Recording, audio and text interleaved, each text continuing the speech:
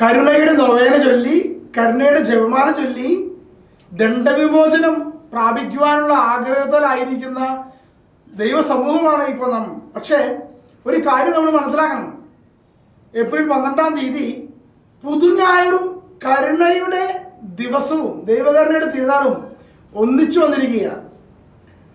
ഈ ദിവസം നാം അറിഞ്ഞിരിക്കേണ്ട ചില കാര്യങ്ങളുണ്ട്. ഒന്ന്, കരുണ എന്താണെന്ന് അറിയണം. വേണ്ടേ? ദൈവകരുണയുടെ തിരുനാളാകുമ്പോൾ എന്താണ് ഈ ദൈവകരുണ എന്ന് നമ്മൾ അറിഞ്ഞിരിക്കണ്ടേ? രണ്ടാമത് നമ്മൾ അറിയേണ്ട കാര്യം കൃപ, ദൈവകൃപ എന്താണെന്ന് അറിയണം. മൂന്നാമത്തെ കാര്യം ദൈവനീതി എന്താണെന്ന് അറിയണം. Praise the Lord. പ്രിയപ്പെട്ട സഹോദരങ്ങളെ, ഈ മൂന്ന് വിഷയങ്ങളും എന്താണെന്ന് തിരിച്ചറിഞ്ഞിട്ട് ദൈവകരുണയുടെ തിരുനാൾ ആഘോഷിക്കുമ്പോഴല്ലേ അതിനൊരു മധുരമുള്ളൂ. പ്രിയപ്പെട്ട സഹോദരങ്ങളെ, പ്രത്യേകമായി പുതുഞായറും കൂടിയാണ്. എല്ലാ ഈസ്റ്റർ കഴിഞ്ഞ് വരുന്ന ആദ്യ ഞായറാഴ്ച പുതുഞായറായിട്ടാണ് സഭ കൊണ്ടാടുന്നത്. പുതുഞായർ പ്രത്യേകമായി സീറോ മലബാർ വിശ്വാസികളെ സംബന്ധിച്ചിടത്തോളം മാർ തോമാസ് ലീഗയുടെ തിരുനാളും കൂടിയാണ്. കാരണം വെച്ചിട്ടുണ്ടെങ്കിൽ മാർ തോമാസ് ലീഗ ഈശോയുടെ തിരുവിലാവിൽ വിരലുകൊണ്ട് തൊട്ടിട്ട് എൻ്റെ കർത്താവേ, എൻ്റെ ദൈവമേ എന്ന് വിശ്വാസ പ്രഖ്യാപനം ചെയ്ത ദിവസമാണ്. അത് യേശുക്രിസ്തുവിനെ ദൈവമേ എന്ന് വിളിച്ച ബൈബിളിലൊരു ഭാഗമാണ്. അത് നമ്മൾ മനസ്സിലാക്കണം.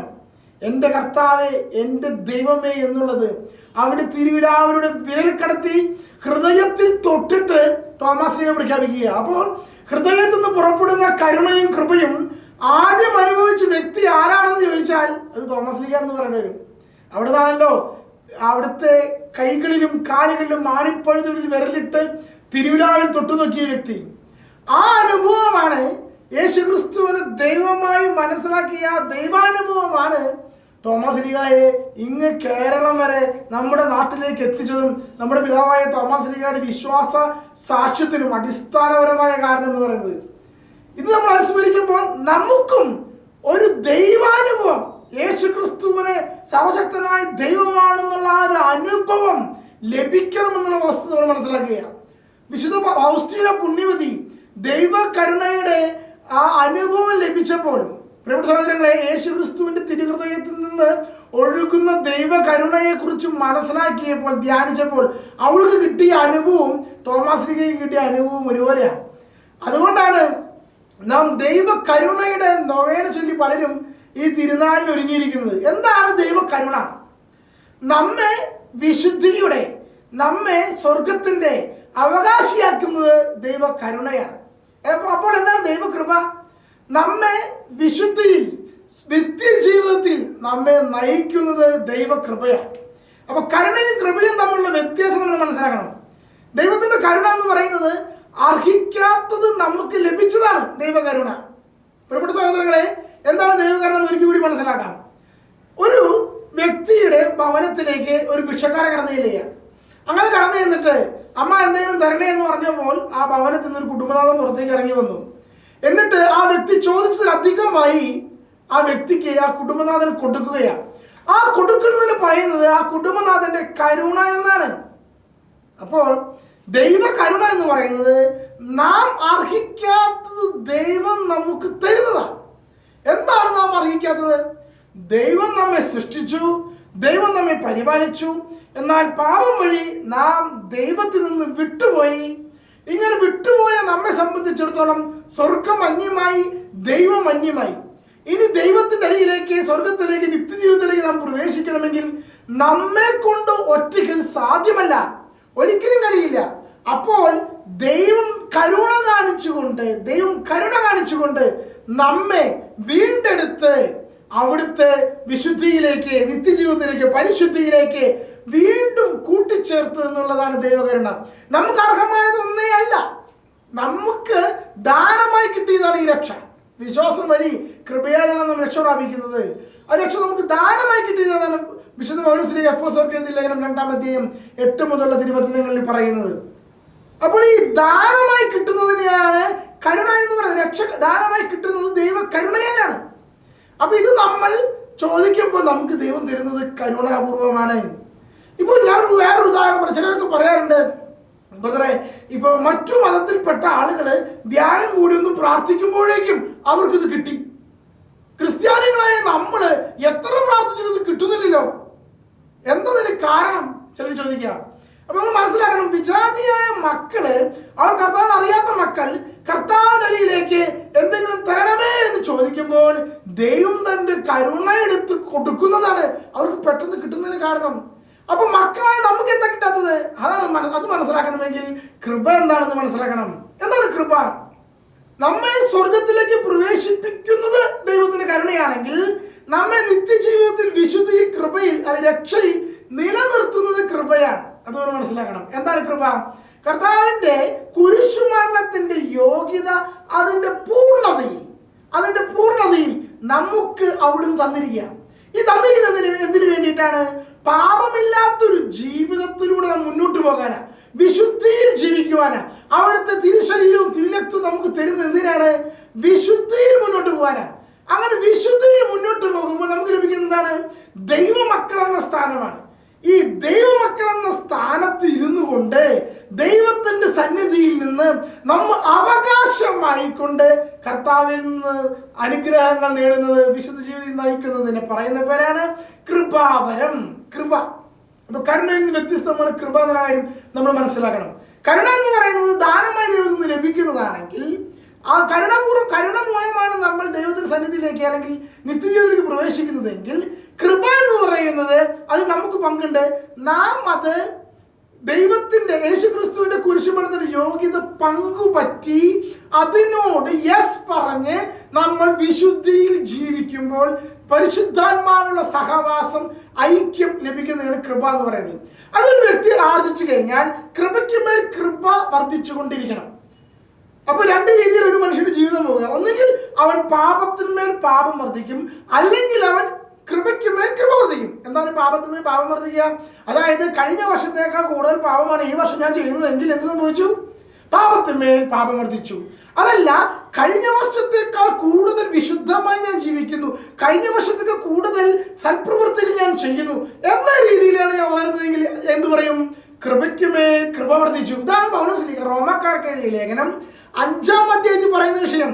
പാപത്തിന്മേൽ പാപം വർദ്ധിച്ചു, ഒരു മനുഷ്യൻ മൂലം പാപം കടന്നു വന്നു, പാപത്തിന്മേൽ പാപം വർദ്ധിച്ചു, മറ്റൊരു മനുഷ്യൻ വഴി, യേശുക്രിസ്തു വഴി കൃപ അതിന്മേൽ സമൃദ്ധമായി ഉണ്ടായി എന്നുള്ള കാര്യം ഇതിലൂടെ നമ്മൾ മനസ്സിലാക്കണം. അപ്പോൾ നമ്മളിവിടെ കൃപ എന്താണ്, കരുണ എന്താണെന്നുള്ള വ്യത്യാസം പഠിച്ചിരിക്കുക. അപ്പൊ കരുണ നമുക്ക് ലഭിക്കണം, പിന്നെ നമ്മൾ കൃപയിൽ വളരണം. കൃപയിലാണ് നമ്മുടെ ജീവിതം നമ്മൾ മുന്നോട്ട് നയിക്കേണ്ടത്, അതായത് കരുണയിലല്ല. അതായത് കർത്താവിന്റെ മുമ്പിൽ യാചിക്കുന്നവരല്ല ദൈവമക്കൾ, കർത്താവിന്റെ അവകാശത്തിൽ, കർത്താവിന്റെ കൂടെയുള്ള അവകാശത്തിൽ തിന്മയെ ചെറുത്ത് തോൽപ്പിക്കുന്നവരാണ് ദൈവമക്കൾ. ഒന്നുകൂടി വ്യക്തമായി പറഞ്ഞാൽ, കർത്താവിന്റെ മുമ്പിൽ കൈ നീട്ടുന്നവരല്ല ദൈവമക്കൾ, മറിച്ച് യേശുക്രിസ്തുവിന്റെ നാമത്തിൽ പിശാചുക്കളെ പുറത്താക്കുന്നവരും, യേശുക്രിസ്തുവിന്റെ നാമത്തിൽ രോഗങ്ങൾ സുഖപ്പെടുത്തുന്നവരും, യേശുക്രിസ്തുവിന്റെ നാമത്തിൽ ചോദിക്കുന്നതെന്തും വാങ്ങുന്നവരുമാണ് ദൈവമക്കൾ. ഇതാണ് കൃപ, മറ്റേതാണ് കരുണ. ഇനി ദൈവനീതി എന്താണെന്ന് കൂടി നമ്മൾ മനസ്സിലാക്കണം. ദൈവനീതി. അപ്പൊ എന്താണ് ദൈവനീതി? അർഹിക്കുന്നത് നൽകുന്നതാണ് നീതി. നിനക്ക് എന്താണ് അർഹിച്ചത് അത് ഞാൻ നിനക്ക് നൽകുകയാണെങ്കിൽ ഞാൻ നിന്നോട് നീതി കാണിച്ചു. അതാണ് നീതി. എന്നാൽ ദൈവനീതിക്ക് വ്യത്യാസമുണ്ട്. ദൈവനീതി എന്ന് പറയുന്നത് അർഹിക്കാത്തത് ലഭിക്കുക, അല്ലെങ്കിൽ ഞാൻ അർഹിക്കാത്തത് കൊടുക്കുകയാണ്. അതാണ് ഞാൻ ചെയ്യുന്ന ദൈവനീതി. ഉദാഹരണം പറഞ്ഞാൽ നമുക്ക് മനസ്സിലാക്കാൻ സാധിക്കും. ബൈബിൾ നീതിമാൻ എന്ന് വിളിക്കുന്ന രണ്ടുപേരുണ്ട്. ജോബ്, ഔസേപ്പിതാവ്, ഈശോയുടെ പിതാവായ ഔസേപ്പിതാവ് നീതിമാൻ എന്നാണ് വിളിക്കുന്നത്. എന്തുകൊണ്ടാണ് ഔസേപ്പിതാവിനെ നീതിമാൻ എന്ന് വിളിക്കുന്നത്? അതിന് പ്രധാനപ്പെട്ട കാരണം ദൈവനീതി വിശുദ്ധ ജോസഫ്, ഈശോയുടെ വളർത്തു പിതാവായ ഔസേപ്പിതാവ് തന്റെ ജീവിതത്തിൽ പകർത്തി എന്നുള്ള കാര്യമാണ്. അതെങ്ങനെയാണ് ചെയ്തത്? അതായത് മറിയം ഗർഭിണിയാണെന്ന് അറിഞ്ഞപ്പോൾ അവളെ രഹസ്യത്തിൽ ഉപേക്ഷിക്കാൻ തീരുമാനിച്ചു. ഇവിടെ ചെയ്തത് ദൈവനീതിയാണ്. എന്താണ് രഹസ്യത്തിൽ ഉപേക്ഷിക്കുക? അങ്ങനെ രഹസ്യത്തിൽ ഉപേക്ഷിച്ച് ജോസഫ് നാട് വിട്ടു പോയാൽ ജനം എന്തു പറയും? ഇതാ ജോസഫ് എന്ത് ക്രൂരനായ മനുഷ്യനാ, അവന്റെ ഭാര്യ പോകുന്ന പെൺകുട്ടിയെ അത് ഗർഭിണിയാക്കി കടന്നു കളഞ്ഞു. അപ്പൊ ഇവിടെ കുറ്റം മുഴുവൻ ആർക്കായി മാറും?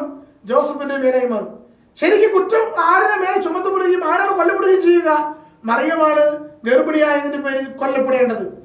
പക്ഷേ നീതിമാനായ ജോസഫ് അവൻ ചെയ്യാത്ത കുറ്റമാണെങ്കിലും അത് ഏറ്റെടുക്കുന്ന രീതിയിൽ അവിടുന്ന് രഹസ്യത്തിൽ കടന്നു കളയാൻ തീരുമാനിച്ചു. ഭാര്യയെ രഹസ്യത്തിൽ ഉപേക്ഷിക്കാൻ തീരുമാനിച്ചു, അവിടുത്തെ കടന്നാളയെ, അപ്പൊ കുറ്റം മുഴുവൻ അവൻ്റെതായി മാറും. ഇതാണ് ദൈവനീതി എന്ന് പറയുന്നത്. അതായത് പരിശുദ്ധനും നീതിമാനുമായ വ്യക്തിക്ക് ലഭിക്കുന്നതാണ് സ്വർഗം. പാപത്തിന്റെ ശമ്പളമാണ് മരണം. ഇതാണ് നീതി. നീതി എന്താണ്? പരിശുദ്ധനും നീതിമാനുമായ വ്യക്തിക്ക് ലഭിക്കുന്നതാണ് സ്വർഗം, പാപിക്ക് ലഭിക്കുന്നതാണ് മരണം. പാപത്തിന്റെ ശമ്പളം മരണമാണ്. ഇതാണ് നീതി. എന്നാൽ ദൈവനീതി എന്ന് പറയുമ്പോൾ നീതിമാനും പരിശുദ്ധനുമായ യേശുക്രിസ്തു പാപത്തിന്റെ ശമ്പളമായ മരണം ഏറ്റെടുത്തു. ശ്രദ്ധിക്കണേ, പാപത്തിന്റെ ശമ്പളമാണ് മരണം. പക്ഷെ പരിശുദ്ധനും നീതിമാനുമായ യേശുക്രിസ്തു പാപത്തിന്റെ ശമ്പളമായ മരണം ഏറ്റെടുത്തു. അങ്ങനെ മരണം ഏറ്റെടുത്തപ്പോൾ പാപിക്കുള്ള മരണം എന്ന് പറയുന്ന നിയമം അസാധുവായി. ഇവിടെയാണ് യേശുക്രിസ്തുവിന്റെ കുരിശുമരണം നമുക്ക് നീതിയായി മാറുന്നത്. കാരണം എന്താ? യേശുക്രിസ്തുവിന്റെ കുരിശുമരണത്തിൽ നീതീകരണം ഒന്നുമില്ല. പരിശുദ്ധ നീതിമാനായ യേശുക്രിസ്തുവിനെ കുരിശിൽ തറയ്ക്കുന്നതിൽ നീതിയുണ്ടോ? ഇല്ല. പരിശുദ്ധ നീതിമാനായ യേശുക്രിസ്തുവിനെ കുരിശിൽ തറയ്ക്കുന്ന നീതീകരണം ഒന്നുമില്ലാത്തതിനാൽ എന്നെയും നിങ്ങളെയും സ്വർഗത്തിൽ പ്രവേശിപ്പിക്കുന്നതിന്, പാപികളായ എന്നെയും നിങ്ങളെയും സ്വർഗത്തിൽ പ്രവേശിപ്പിക്കുന്നതിന് നീതീകരണത്തിന്റെ ആവശ്യമില്ല. ഇതാണ് ദൈവനീതി. ഇതാണ് ദൈവനീതി. അപ്പൊ ഈ ദൈവനീതി നമ്മെ നയിക്കുന്നത് എങ്ങോട്ടാണ്? സഹനത്തിലേക്കാണ്. അതാണ് പ്രത്യേകത, സഹനത്തിലേക്കാണ്. കാരണം പരിശുദ്ധനും നീതിമാനുമായ യേശുക്രിസ്തു സഹനം സ്വീകരിച്ച് മരണം സ്വീകരിച്ച് നമ്മെ വീണ്ടെടുത്തെങ്കിൽ അതിന്റെ യോഗ്യതയാൽ, അതിന്റെ യോഗ്യത രക്ഷപ്പെട്ട നാം വിശുദ്ധരായി കഴിഞ്ഞാൽ, ഇതേപോലെ സഹനം സ്വീകരിക്കുകയാണെങ്കിൽ, ഇതുപോലെ സഹനം സ്വീകരിക്കുകയാണെങ്കിൽ നാമും ദൈവനീതിയിൽ പങ്കാളികളാകും. അതാണ് പല വിശുദ്ധരും രക്തസാക്ഷികളാകാൻ ആഗ്രഹിക്കുന്നത്. അതുകൊണ്ടാണ് പല വിശുദ്ധരും സഹനം സ്വീകരിക്കാൻ ആഗ്രഹിക്കുന്നത്. ഇതാണ് അതിന്റെ രഹസ്യം. അതാണ് സഹനത്തിൽ ക്രിസ്ത്യാനിക്കുള്ള, ക്രിസ്തു മതത്തിലുള്ള ഏറ്റവും വലിയ മഹനീയ സ്ഥാനം എന്ന് പറയുന്നത്. പ്രിയപ്പെട്ട സഹോദരങ്ങളെ, ഈ കരുണയുടെ തിരുനാളിൽ നമ്മൾ 3 കാര്യങ്ങൾ മനസ്സിലാക്കുകയായിരുന്നു. കരുണ എന്താണ്? കൃപ എന്താണ്? ദൈവനീതി എന്താണ്? ഇത്ര കാര്യം നമ്മൾ മനസ്സിലാക്കിയത്. അപ്പോൾ ഈ കരുണയുടെ തിരുനാളിൽ ക്രിസ്തുവിന്റെ തിരുരാവിൽ നിന്നൊഴുകുന്ന കരുണ നമ്മൾ ആസ്വദിക്കുമ്പോൾ, ഈ പുതുഞായറിൽ തോമാസ് ലീഹായോടൊപ്പം ദൈവത്തിന്റെ ഒരു അനുഭവം, ദൈവാനുഭവം, യേശുക്രിസ്തുവിനെ നോക്കി രക്ഷകനും നാഥനുമാണ്, അവൻ ദൈവമാണ്, അവൻ മാത്രമാണ് ദൈവമെന്ന് പറയുവാനുള്ള ഒരു ചങ്കുറപ്പും ആ ഒരു വിശ്വാസ അനുഭവം നമുക്ക് ലഭിക്കുന്നതിന് ഈ പുതുഞായറും കരുണയുടെ തിരുനാളും നമ്മെ അനുഗ്രഹിക്കട്ടെ. ദൈവം നമ്മെ അനുഗ്രഹിക്കട്ടെ. ആമേൻ.